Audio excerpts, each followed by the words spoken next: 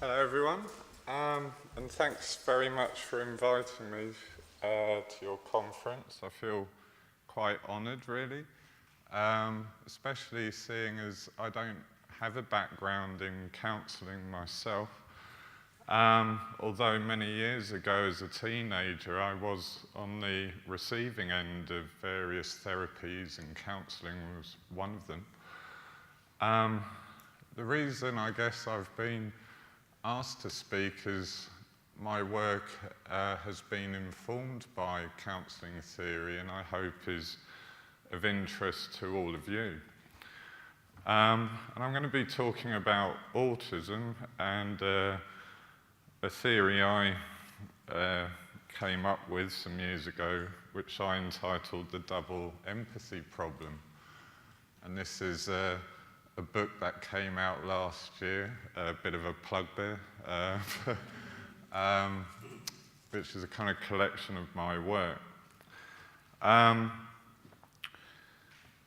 The reason I got into this field initially was my son at the age of 2 was diagnosed as autistic with severe learning disabilities.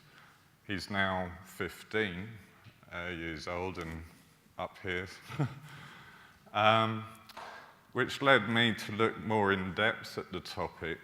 And a few years later, I was diagnosed myself as on the autistic spectrum back in 2009 with a diagnosis of Asperger's. And my background academically initially was in the area of sociology and somewhat in philosophy. But following that diagnosis, I did courses in psychology and education and then autism studies and so on. So rather a broad approach to this topic. And when I read all the research about autism, there was a very dominant theory in there around theory of mind. And this, when applied to autistic people, I had some issues with. And this is partly where the idea of the double empathy problem came from, as well as my earlier academic work in various disciplines.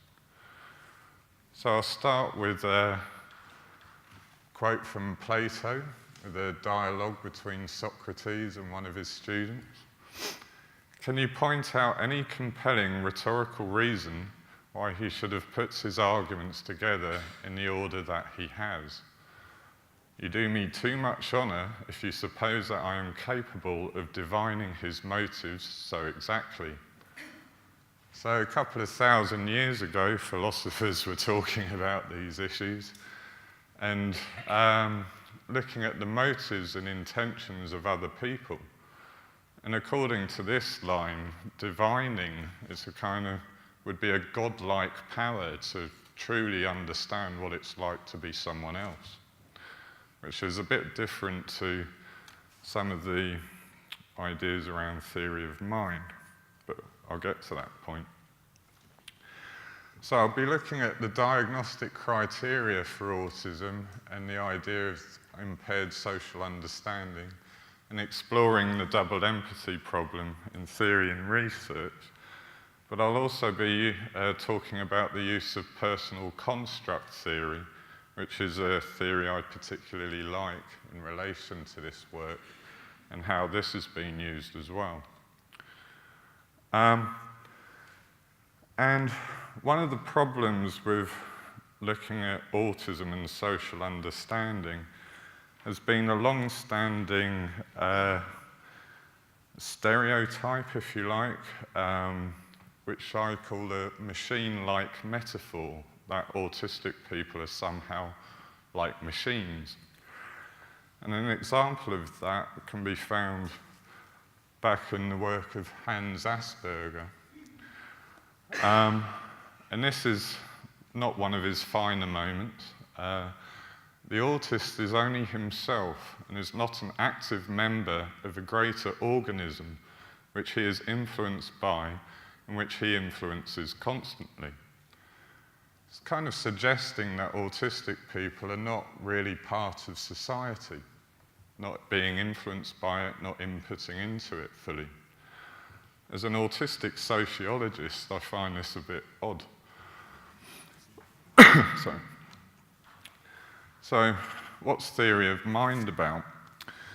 Well, theory of mind refers to the ability to empathise with others and imagine their thoughts and feelings in order to comprehend and predict the behaviour of others. Putting yourself in the position of other people, predicting what they're going to do next.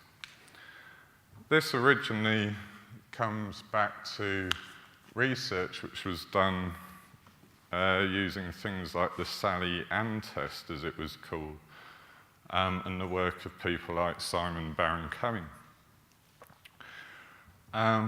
Although in these original experiments, they were done with autistic children, and 20% of these children were passing these tests. So even in the initial research, there was a subgroup that was passing them. Later tests, looking at areas of theories of mind, using things like computer games, show that the same cohort of people who struggle with the Sally-Ann test show elements of theory of mind when competing at a computer game. Other research has shown that people's ability to pass these tests tend to improve somewhat with age and maturity and experience. So something a bit more nuanced is perhaps going on here. These quotes here all come from some data that I analysed on behalf of the Autism Education Trust back in 2012. And these quotes are from more verbal children and young people on the autistic spectrum, average age of about 10.5 in the sample. 95% of people don't understand me. Friends are overwhelming. Adults never leave me alone. And the most worrying one was adults don't stop bullying me. If you look at these quotes, there's certainly an understanding that other people exist and that they have different thoughts to one's own. You can see there's an element of struggling with social situations and understanding others. Friends are overwhelming, where the boundaries are, and so on was an issue for many. But that quote at the top, 95% of people don't understand me, this was far more common in the children and young people's accounts than problems of them understanding others. So there was a case of mutual incomprehension, which suggested what I had already been talking about around the double empathy problem, which I suggested was a case of mutual incomprehension, a breakdown in interaction between autistic and non-autistic people, but not solely located in the mind of the autistic person. In this theory, it's largely due to the differing perspectives of those attempting to interact with one another, with theory of autistic mind often leaving a great deal to be desired. One example I use often to explain this is the old Two Ronnies comedy sketch, Four Candles, or Fork Handles, if you want.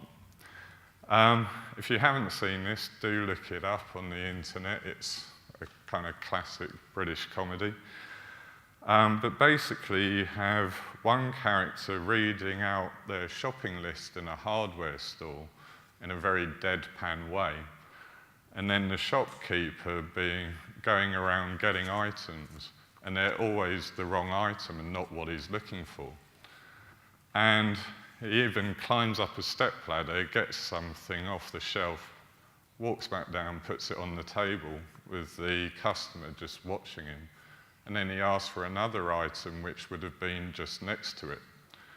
So lacking context and so on. And the shopkeeper character gets increasingly wound up and annoyed with the customer, thinking he's taking the mickey out of him, whilst all he's doing is reading out his shopping list. And it makes me think that the customer character is something of an autistic character, being misread and misconstrued by the shopkeeper. So do look it up, because it's a good example of what I'm talking about. The subtext of a social situation can be said to be actively created by people in context.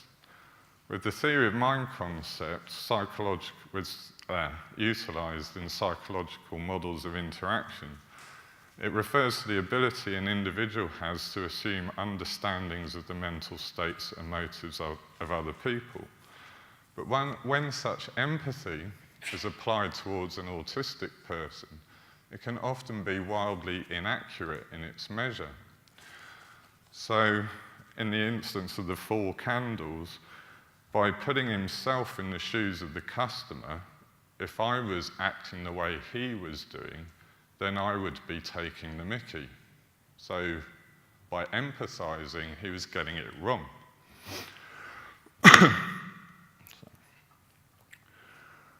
Such attempts are often felt as invasive, imposing, and even threatening by an autistic person, especially when protestations to the contrary are ignored by the person doing the empathizing. Some work years ago by Luke Bearden and Genevieve Edmonds found that 83% of autistic adults they surveyed identified as one of their greatest challenges the lack of understanding and recognition of their differing needs from other people. And an old quote from myself, it's argued here that empathy is a convenient illusion, and the phenomenon that people speak of when referring to it has more to do with language and a sense of shared cultural meanings and symbols, or their ethno. Lynn Cameron, some years ago, talked about her concept of dyspathy to highlight how empathy is often blocked or resisted by people. Such research supports the earlier social psychological theories of Tajfel, which found that people felt increasing emotional connection to those deemed within their social in-group while stereotyping outsiders. When reading Cameron's work, I came across this quote, which I thought in the context of autism was rather intriguing. If we were to be continually tuning into other people's emotions, we would be perpetually anxious or exhilarated and very quickly exhausted. We must therefore have very efficient inhibitory mechanisms that screen out most of the emotional empathy being carried out by our brains without us even noticing. Some autistic people have expressed the idea that they're hyper-empathetic or over-empathizing, having an intense world bombarded with information going alongside that. I personally don't see autistic people as any more empathetic than anybody else. What I do see is potentially different emotional responses to different stimulus and so on, and a different appreciation at times. And what you can see, though, here is the idea of kind of filters of empathy being applied in some cases and not others, or the attempt even. And in some cases, quite the opposite, a lack of any attempt or even an othering of outsiders. And this filter system relates to a theory less talked about often with autism, but one I think is quite an interesting one, around interest and attention and the use of it by autistic people. And this draws on the work of some autistic scholars, Dinah Murray and Wen Lawson in particular. And this suggests that attention is a scarce resource. And we have different strategies in our use of attention within any given context. And if you think of autistic perception having filter issues with incoming information, or too much information to integrate, make sense out of, then certain strategies, like focusing in on detail at the expense of other information, become rational.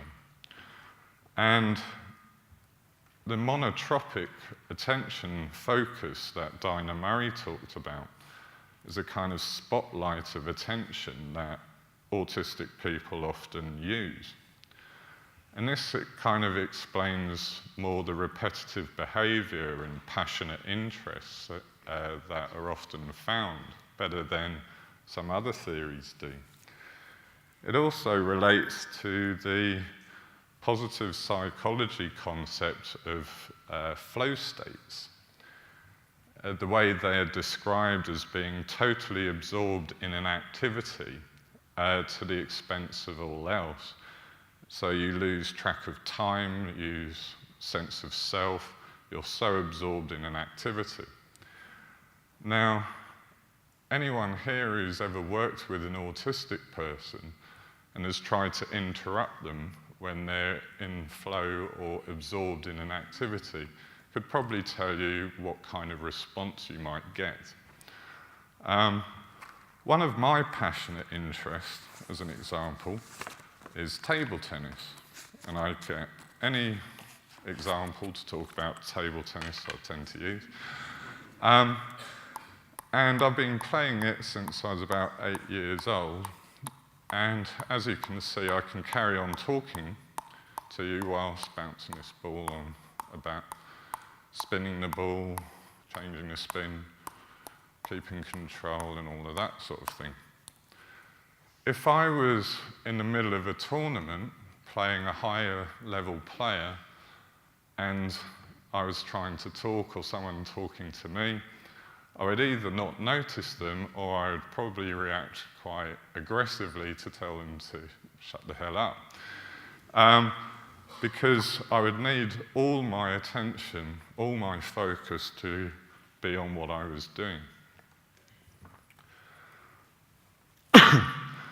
So another area I've looked into is the acquisition of knowledge and expertise and social understanding in that sense. And I've drawn upon the work of Harry Collins in particular with this. And he and his colleague Rob Evans has worked in this area. And they talk about different accounts of what expertise and the acquisition of knowledge is. A common one being expertise being seen as a functional competence. But they challenge this idea of expertise and things like competency frameworks. So you're observed to do something, you're ticked off, and then assumed you can do it from there on in. And traditional accounts often talk about embodied experience, and there's a lot to that. So the ability to bounce a table tennis ball like I was, you can't do through reading a textbook on it. But Collins and Evans suggested the primary site of the acquisition of knowledge and expertise is social. Thus, the mastering of a skill requires more than the embodiment of it, but the socialization of people into relevant social practices. But when you look at the sociality of autistic people, especially those who acquire verbal articulacy, one often finds the sociality of an outsider, someone isolated, alienated from mainstream society, is quite common. As a young man, I was one of these dropouts myself. It's often said that one of the most defining features of autism is a spiky cognitive profile that can lead to extreme strengths in areas of interest, but also potentially a widening of perspective and sociality in later years of development. Such a sociality, though, is often stigmatized rather than being seen as a potential asset within communities of practice. Collins demarcated 3 areas of this social knowledge acquisition. Talked about weak or relational tacit knowledge, which could in principle be made explicit and shared easily. He talked about medium or somatic tacit knowledge, which was dependent on embodied affordances, so the limitations of your body and so on. And the strong collective or social tacit knowledge dependent on being engaged in communities of practice. What is being argued is that humans differ from animals, trees, and sieves in having a unique capacity to absorb social rules from the surrounding society. Rules that change from place to place, circumstance to circumstance, and time to time. To me, this is an odd way of seeing what a rule is. I've always had a problem with this idea that autistic people struggle to read the unwritten social rules, and therefore you have to teach them explicitly what they are, when social rules don't work that way. They change from place to place, circumstance to circumstance, and time to time. If autistic people were primarily machine-like, though, where do their idiosyncratic expressions and artwork originate from? There's a book around this by Mullin. If one were to follow the theory of Dinah Murray, perhaps it's the affordances of an autistic way of being leading to a honing in on particular aspects of social life which inspire interest and attention, creating a different appreciation of social life. And the philosopher Ian Hacking has also talked about this, and how autistic people are creating the language in which to describe the experience of autism, and hence helping to forge the concepts in which to think about it. Collins points out that domesticated animals, whilst immersed in human society, are not able to be socialized in the same way. In the sense, one does not encounter vegetarian, arty, or nerdy dogs. They are simply just dogs. Yet one does encounter autistic people who are vegetarian, artistic, and certainly nerdy. Autistic people have distinct interests and abilities that involve social practices, and this includes those who are deemed non-verbal, such as my son, who are often musical or artistic, and whose bodily movements have been argued to be a form of language and expression, and certainly are in my experience. Much social skill or behavioural training with autistic people are predicated upon breaking down such social information into explicated strings of information, which does little to help autistic people adjust to the changing flux of negotiated, socially constructed realities. Recently, however, methods such as intensive interaction have been applied with autistic people, with a focus more on relationship building and child-led activities. And this has begun to challenge this dominance in the field of what's best practice. Harry Collins, though, points out, an individual is a temporary and leaky repository of collective knowledge. kept apart from society for any length of time, and the context sensitivity and currency of the individual's abilities will fade. So if you're lacking access to certain areas of social life, it's going to be difficult to gain expertise in them. Interestingly, when talking about expertise, they go back to the method of Alan Turing's The Imitation Game, which talked about the ability of computers or people to recognize when a computer was a computer and not a real person and so on, using an experiment. And Turing also used the old Turing imitation game experiment between different groups of people as a kind of party game between men and women who used to do stuff like that. And Harry Collins and Rob Evans put this to different social groups more recently, and they talk about what they call interactional expertise. And this is different from contributory expertise, which is contributing to a social practice in terms of knowledge formation. Interactional expertise is the ability to talk the talk, as it were, if not being able to walk the walk of a social group. And Harry Collins suggested a minimum requirement for kind of cultural ethnographic research should be interactional expertise.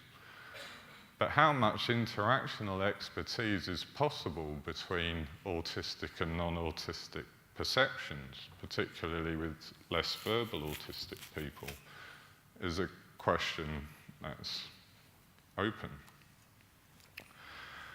In recent years, there's been growing psychological evidence empirically around this issue. Elizabeth Shepherd from University of Nottingham and colleagues investigated non-autistic participants' ability to interpret the behavioural reactions of autistic people in naturalistic social interactions. And autistic and non-autistic participants were covertly filmed reacting to seemingly incidental but actually scripted aspects of the researcher's behaviour. While briefing the participant, she either told them a joke, paid them some compliments, told them about a difficult day she was having, or kept them waiting whilst doing irrelevant activities. Non-autistic participants who viewed these videos were less able to guess which event the video participant had experienced for autistic rather than non-autistic participants, apart from their reactions to the joke. Edie et al. Asked autistic and non-autistic participants to manipulate two triangles, very symbolic, to create animations depicting mental state interactions such as coaxing or mocking. Non-autistic observers who viewed the animations were better at identifying the mental state depicted for animations created by other non-autistic participants than they were at the autistic ones. And studies have also asked a more general question of how autistic people are perceived by non-autistic others. And if autistic people are perceived less favourably, this could result in avoidance and social exclusion, contributing to the social difficulties they experience. Steg et al. Found that non-autistic adults rated autistic children as less expressive and less attractive than non-autistic children based on brief videos. In a study using a much larger sample of adult participants, Noah Sasson and colleagues carried out 3 studies in which they showed that non-autistic adults rated autistic adults and children less favourably than non-autistic adults and children on a wide variety of evaluative dimensions, as well as indicating reduced intentions to engage with them. So it's indicating quite a high level of stigma, you could say. Further research examined the impact of providing the diagnosis information, so telling the participants this person was autistic. And this tended to have a positive effect on people's perceptions and interpretations. So just knowing someone was autistic reduced that stigma somewhat. I think, though, that this needs further looking into, because a pity response in disability studies and culture is often not much better. So I think there's more detail to be looked at there. But it's certainly interesting that just providing information can perhaps reduce some of that othering. And they carried on investigating this area by looking at meta-perception using the same videos. The video participants were asked to estimate how they thought others would perceive them on a wide range of personality traits, and observers judged them on the same traits after viewing the video. They found autistic participants were less accurate than the non-autistic participants in judging how they'd be perceived by others, because they overestimated how positively they'd be perceived. So they thought other people would see them more positively than they actually were seeing them. While Sasson et al. Study asked participants about how they came across to others in general, Usher et al. Recently studied impressions formed by dyads of adolescents, with one member being autistic and the other not, who engaged in a 5-minute conversation. The autistic participants were found to be more accurate in judging whether the non-autistic partner liked them than non-autistic participants were. Interesting. Meta-perception has also been investigated between dyads of autistic and non-autistic people who know each other well. Brett Heisman and Alex Gillespie used the interpersonal perception methodology to investigate perceptions and misperceptions of autistic individuals with their family members. When asked about reasons for misunderstandings, family members tended to cite an extreme impairment in social understanding of the autistic person, while autistic participants themselves reflected on both the self and other as causes of these misunderstandings. In many ways, their parents had been put off understanding what they were saying by this idea of a lack of theory of mind. It influenced them in a bad way, you could even say. So these studies suggest that autistic people are actually quite good at estimating how specific others might perceive them, but may have some difficulty judging how they come across in general, and especially as strangers. Consistent with the double empathy problem, non-autistic people may have difficulty working out how they are perceived by autistic people whom they've just met as well. It's been observed that autistic people appear sometimes to have a greater affinity with other autistic people than they do with non-autistic people. This raises the possibility that autistic people may show improved, if not superior, understanding of other autistic people due to cultural similarities, you could say, and fewer signs of social impairment in the company of their in-group. I would put a caveat on that, though, because put two random autistic people together and they may not get along at all, just like two non-autistic people randomly put together. But it may increase the chances, and certain cultural experiences would increase feelings of empathy and social connection. Which takes me to personal construct theory.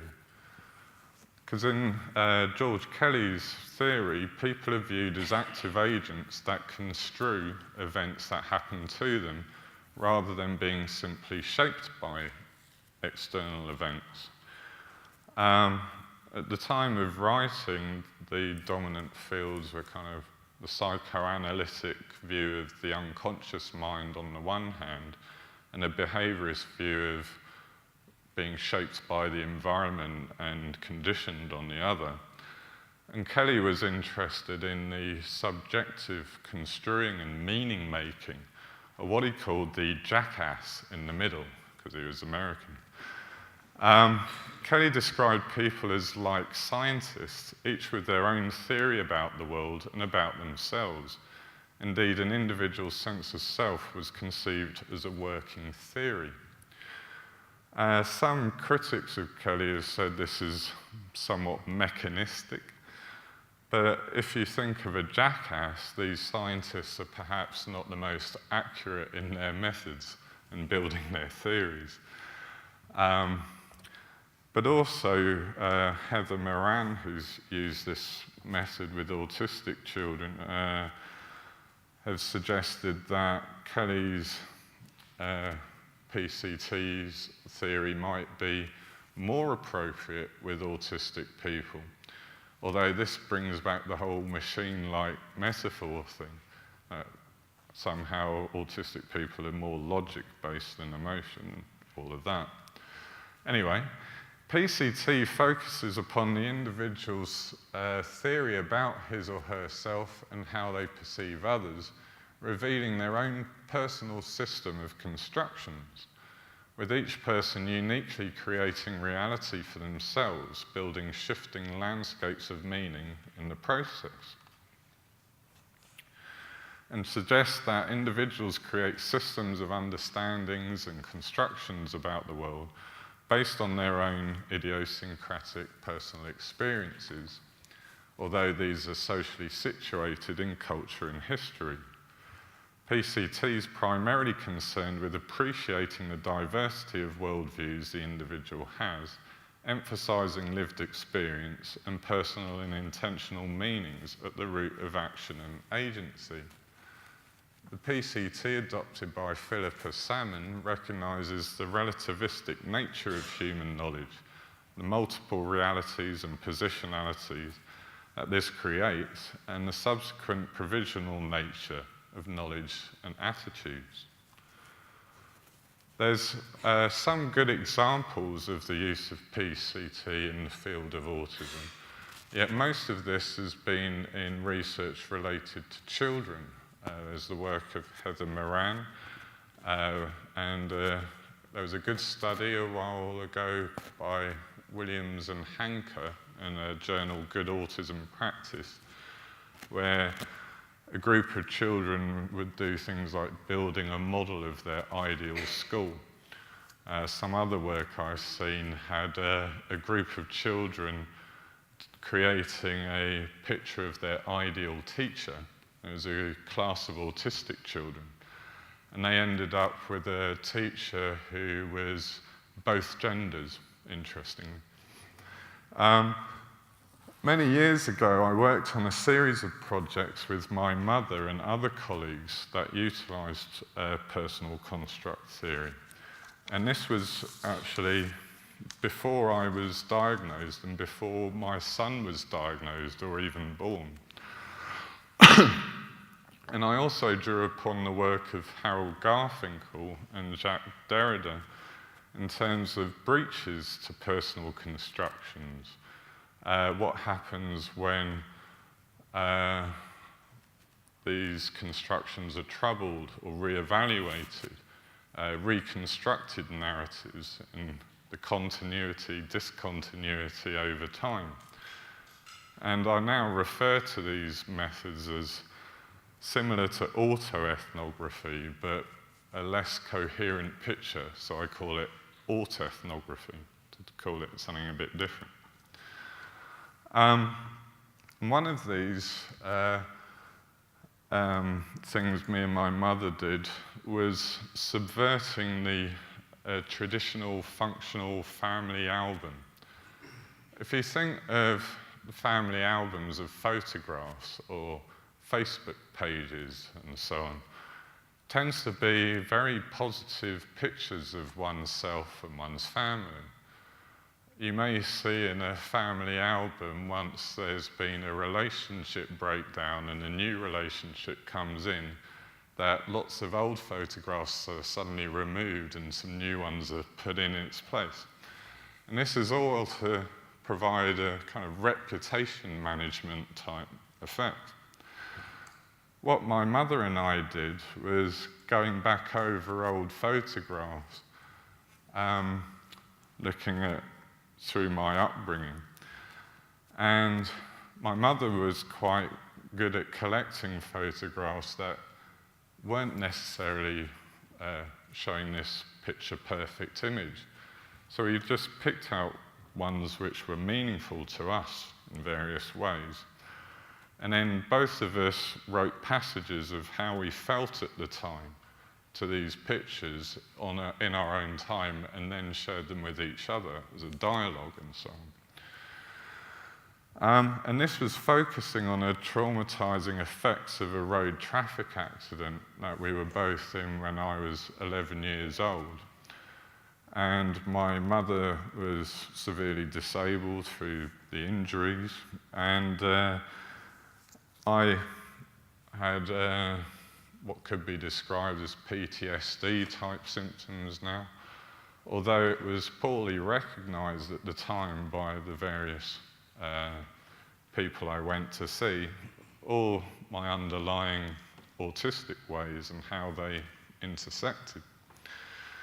So my mother and I charted our own history and the issues we dealt with as a family.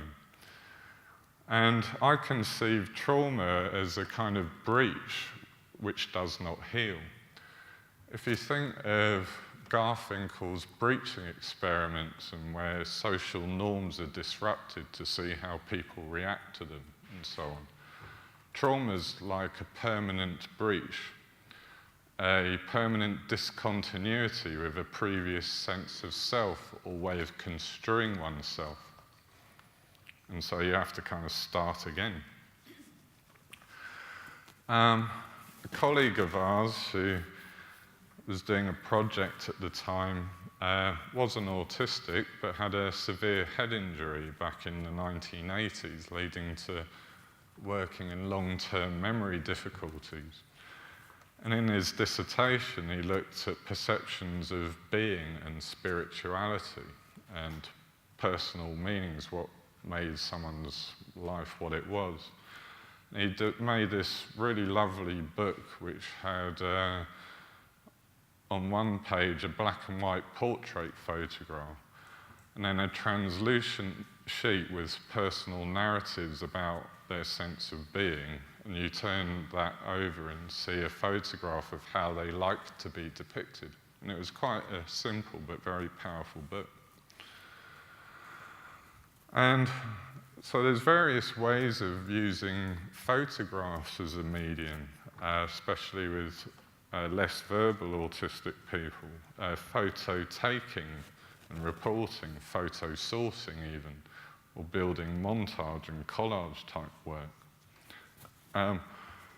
But in interpreting the words or actions of autistic people, we do have to remain humble. And I'll use a couple of quotes here.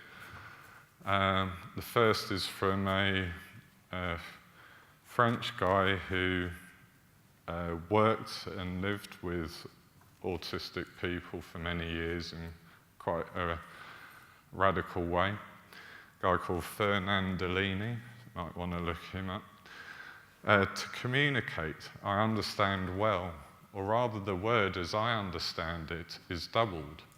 In order to make the tacit speak, what is required is to want, to do violence and to violate, not at all a secret or something that would resist being said. Or as Robert Pirsig says, when analytic thought, the knife, is applied to experience, something is always killed in the process. And this brings us to ideas of cultural imperialism. Those that have power in society can determine how those in a position of powerless are interpreted and talked about. Notions such as ableism or mansplaining can be seen as having roots in similar notions of a taken for granted unconscious frame of reference which renders the other invisible.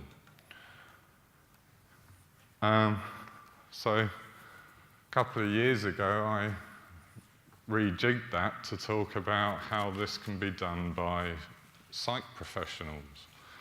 Those categorized by psych professionals are often reduced within such relationships to that of the sick role, with one's own interpretations of oneself undermined by the expert knowledge being projected upon the autistic person, who by default is positioned in a relatively powerless social position of medical patient.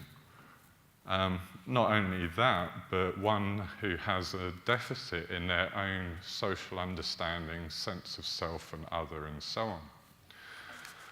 So, how to combat that? I'm going to finish with a couple of quotes, and then I'll leave a bit of time for questions. The first is from Jim Sinclair, who's quite a seminal writer in autistic self-advocacy. And this comes from a piece from the early 90s. Grant me the dignity of meeting me on my own terms. Recognize that we are equally alien to each other, that my ways of being are not merely damaged versions of yours. Question your assumptions, define your terms, work with me to build bridges between us. And finally, this was from an article that was written for Asperger United magazine, which I analysed in another study a couple of years ago. When I'm in an environment I feel comfortable in, with people who are kind and tolerant and doing things I enjoy, then I am as happy as the next person. It is when people tell me I should think, speak, or behave differently that I start to feel different, upset, isolated, and worthless. So surely the problem is a lack of fit with the environment rather than something inside my brain that needs to be fixed. Some references there. So, thanks for listening. Any questions?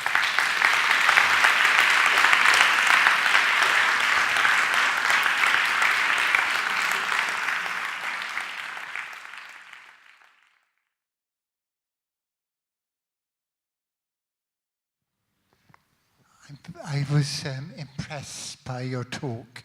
Thank you. I'm very interested in something you alluded to, the bridge building. It's hard, isn't it, to build that bridge, because everybody is at a disadvantage.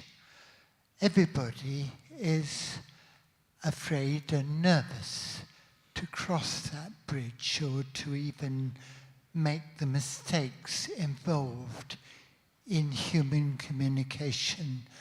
Could you say a bit more, perhaps from your own beautifully described relationship with your son and your mother, about the mechanics?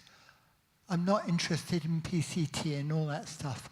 I want to know how it happens that the bridge actually sometimes gets crossed. I'm not sure it ever gets fully crossed. Personally, I think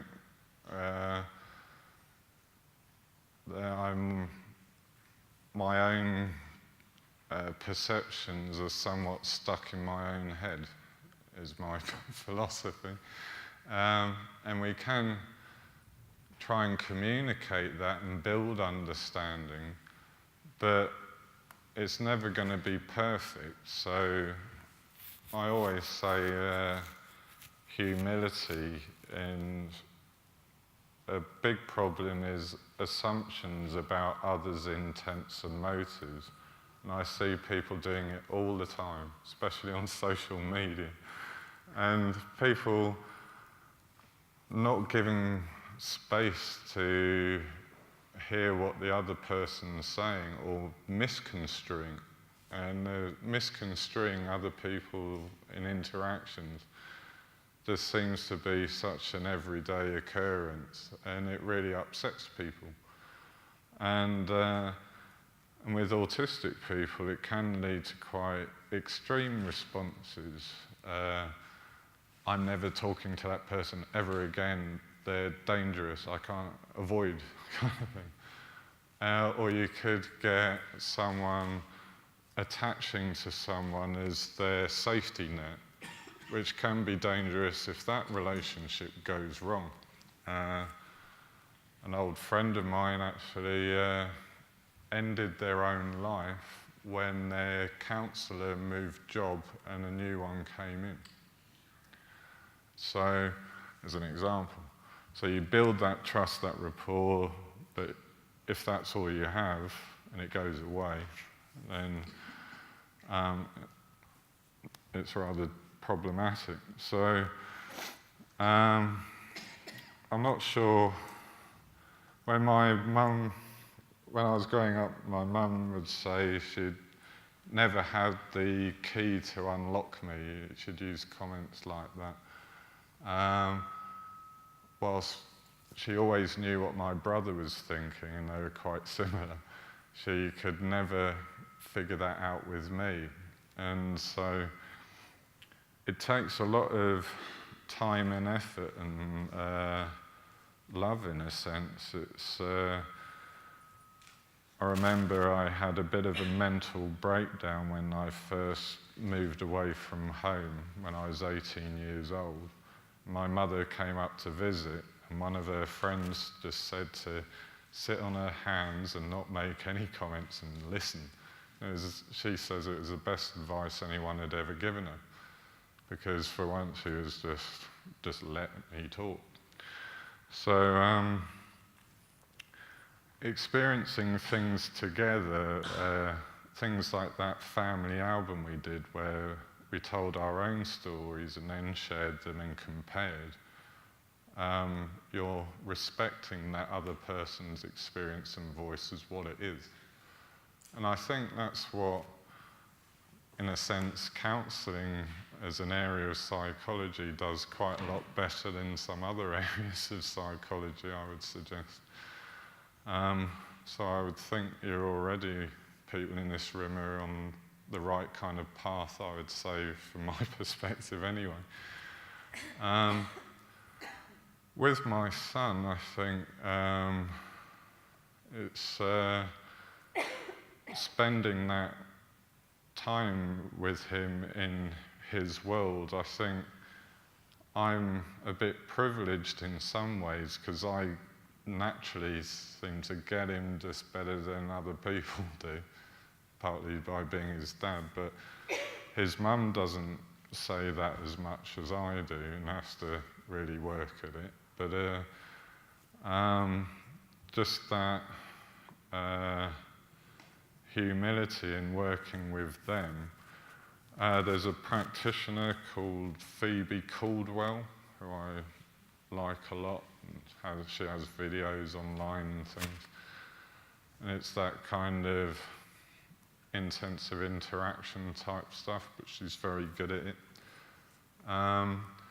But she makes mistakes with people, gets it wrong, reevaluates, and a talk I saw her give a while back, she said every person she meets, she feels like she's a beginner.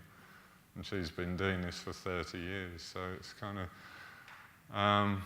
humility is a big one for me.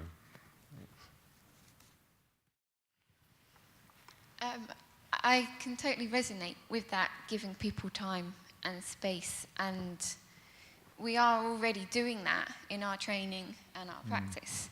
You know, we've already got those basic skills there. I guess it is about putting those maybe more academic assumptions aside, like you said, and just doing what we are practicing doing best, seeing that person, seeing the process, and taking that time to understand their world. Yeah, I think you can go down the academic theory stuff too much and then think it's and over-apply it before you've even met someone. Like autistic people lack a theory of mind, and then that's going to impact on how that person then interacts when they meet an autistic person. So that the way you're already trained is really helpful. Where there is something to it, I think, is like a signpost to potential issues. So sensory overload, why people do repetitive things or particular interests to death or whatever. But the best way to understand them, I find, is from the lived experiences of autistic people, and sometimes families with less verbal people and so on. So the more autistic people you meet and interact and engage with and listen to, the better understanding of all that one gets. So, but even then, each person you meet is going to be that individual. So that base you've got is the dominant one in a sense, and should remain so. An excellent talk, I would say, not intending to say that categorizing things like autistic, non-autistic is not important. I just want to make a comment that very often we know that there are autistic states of mind which we all occupy, and sometimes it's not very helpful from my viewpoint to really just think about autistic and non-autistic people. And I do see that happening quite a lot in organizations, in individuals, in subgroups when people are under threat. So I think what I want to really say is that we all occupy those states of minds, and sometimes I think it's worth paying some attention to that, how it can also help us to really think about some of what you have raised quite helpfully. Thank you. I think in response to that, in one sense I would fully agree. In another sense, I think I want to respond because to an extent, all autistic behaviour or ways of acting is human ways of acting and behaving, and sensory overload affects everyone. Anxiety, stress affects everyone. I would say, though, that there are levels of extremes, and I guess these terms and classifications are helpful on that level, because the sensory sensitivities me or my son have, I wouldn't think are quite the same experience as others have. So it's a kind of degree in some senses. But then there is a universality to some of the things that help. So rather than we need an autistic-specific approach, I like universal design as a concept, changing the environment so it's more accessible for whatever needs they may be, so not making someone an extraordinary case. So I don't think there's a sort of strict divide line, in a sense. When I use terms autistic, non-autistic, it might come across as this category over here and that one over there, rather than a kind of blend of people. But it's a difference in experience and quality of being, as it were, which can create social disjunction. So the double empathy problem, I say, can happen or does happen between any two people, but it can be a bigger problem if your experiences are very, very different. So talking a different language to someone else is an obvious one, but in a sense, autistic people may be using the same words, like the two Ronnies sketch, 4 candles, but in a sense talking a different language. And so all of this does apply to us all, I would say, but it's kind of, in some ways, autistic people, it highlights these issues when you have these interactions. So if someone is quite extreme in their perceptions in one way or another, this will have an impact on interactions with other people. Good example would be my son has a severe hyperacusis, kind of noise, sound sensitivity to certain sounds and so on. And could have a panic attack at the sound of one of those hand dryers that you get in public toilets. So to empathise with that, you might think, oh yeah, it is a bit of an annoying sound. But to walk in his shoes, you can't really do. So it's really trying to highlight that kind of issue and signpost to certain issues which are more prevalent amongst this population or to a greater degree. Because another one is things like meltdowns, as they're called, or stress overload. Everyone meltdowns. It's road rage if it's not a meltdown, or a family argument or something, or a panic attack. But if you think of the sensory perceptual issues, social disjuncture issues, all of that, can lead to a heightened level of stress all the time. So one small thing can topple you over into overload.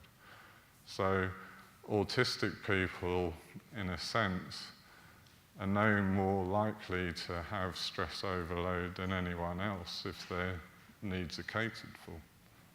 You could argue. It's a debatable one there, but stress overload is something we can all relate to, or should be able to relate to. Okay, well, I suppose it's a comment rather than a question. I just think this is one of the reasons for coming to conference. It's to persuade us to hold on to our values in an increasingly medicalised and hostile environment. And I mean, that quote you said about giving me the dignity of meeting me on my own terms is almost the founding, well, it is the founding principle of counselling psychology. So thanks very much. It's a kind of founding principle, that quote, of autistic self-advocacy and activism, and it's about that thing. So that's why I think there's a connection between the ethos in counselling and what autistic people are really asking for. I think this approach has a lot to offer. Thank you very much, Damian. Can we give him a final round of applause, please?